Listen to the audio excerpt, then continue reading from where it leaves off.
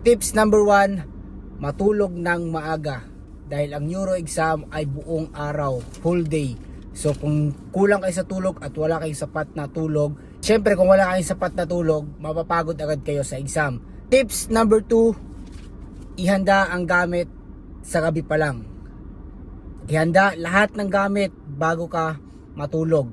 Syempre, yung nakalagay sa checklist na ibinigay sa inyo, dapat yun ay nakalagay na sa inyong mga bag. Tips number 3, huwag maging pilosopo sa mga tanong sa exam. Okay, so ma-encounter nyo yan pagdating nyo sa exam. So may mga sagot doon or may mga tanong doon based on your personality. Tips number 4, during exam, analyze the question. I-analyze ang tanong at huwag basta-basta sumagot. I-analyze mo yung tanong kung yun ay nakakabuti or nakakasama sa personality mo. Okay? Tips number 5, last but not the least is be patient at huwag maboard sa exam or during exam. Okay? So, kapag ikaw ay naboard or ikaw ay naboring or ikaw ay napagod, syempre, hindi mo na masasagutan ng maayos yung exam. So,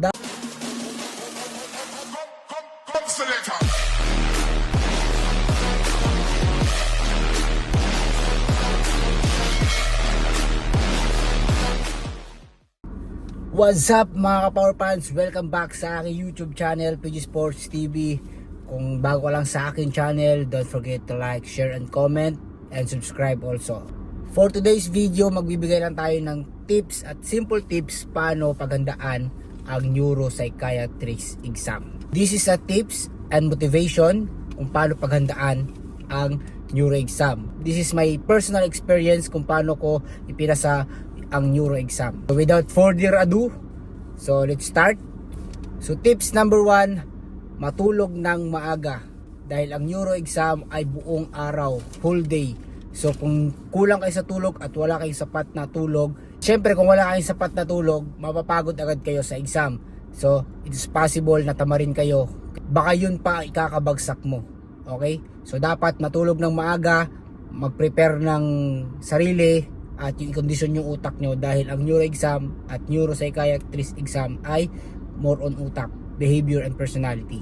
Tips number 2, ihanda ang gamit sa gabi pa lang. Ihanda lahat ng gamit bago ka matulog.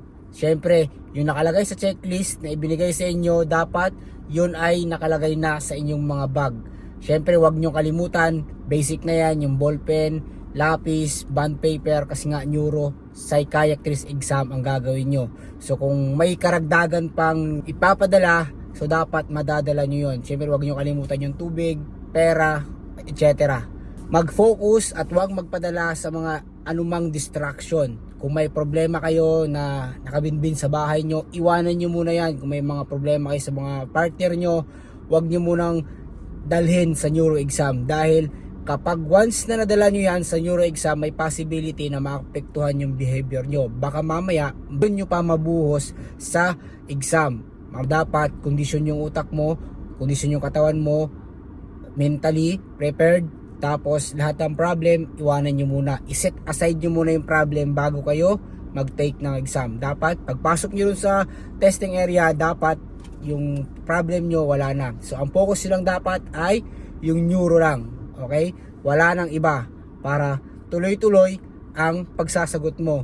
At syempre, dyan din binibase ang personality mo kung talagang pasok ka or qualified ka pumasok sa training center or sa training. Kasi nga ang training more on stress, bakbakan ang sa utak mentally and physically. So, alam mo naman ang neuro exam at or neuropsychiatrist is all about personality and behavior.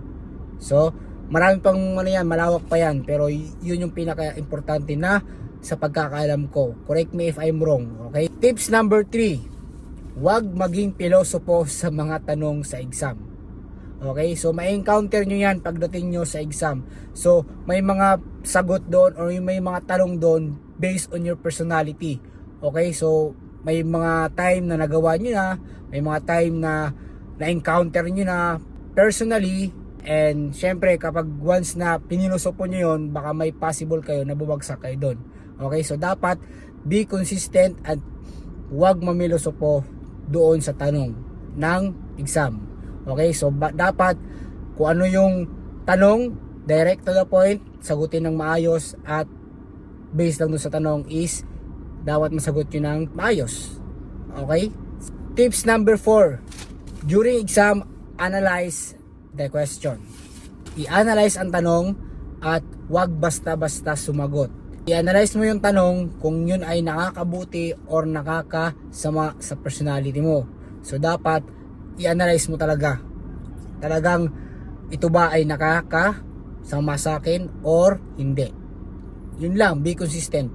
Kasi mga ka-Power Pals, ang neuro exam ay napaka-complicated. Kasi nga, dyan binabase kung talagang qualified ka sa pagdating sa mga stress na trabaho. Sinusukat yung utak mo kung talagang capable or kaya mong i-handle yung stress na or problem na dumating sa buhay mo. Okay? So, yun ang pinaka-importante. So, dapat be consistent, i-analyze ang tanong at sagutin ng maayos based dun sa tanong. Okay? Tips number 5, last but not the least, is be patient at huwag ma-bored sa exam or during exam. Okay? So, kapag ikaw ay na-bored or ikaw ay na-boring or ikaw ay napagod, syempre, hindi mo na masasagutan ng maayos yung exam. So dapat, advice ko lang, huwag kayong ma-bored kasi talagang babasahin mo talaga dapat yung mga tanong kasi nga based on your personality kasi talaga yon. So kung ikaw ay maboboring, syempre, ang gagawin mo na lang is basa, wala na analyze. So may possibility na baka mali yung sagot mo. So dapat, huwag kang maboring, be patient. So dapat sagutin mo nang sumagot ng basta-basta. Yun lagi kong sinasabi sa inyo, don't forget to pray. So tumawag lagi sa taas before and after the exam or after the neuro exam. Okay? So kung nakakatulong to sa inyo, kung nakatulong to sa iyo, don't forget to like, share, and comment, and subscribe na rin sa aking YouTube channel, PG Sports TV. Okay? So marami pa tayong susunod na mga tips and motivation. So click nyo na yung subscribe button. Okay? So, yun lang. Bye-bye.